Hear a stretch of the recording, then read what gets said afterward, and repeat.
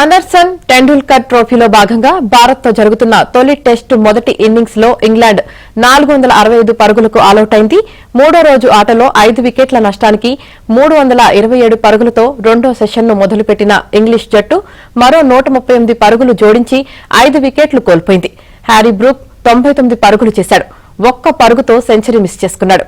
Jamie Smith 40, Chris 38 కీలక పరుగులు చేశారు. బెన్ 20, కార్స్ 22 పరుగులు చేశారు.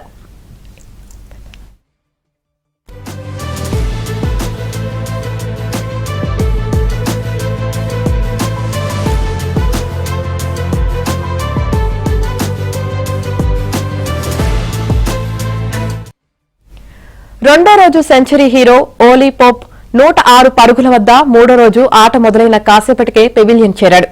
రెండో రోజే బెన్ 62 అర్ధ శతకం చేశాడు.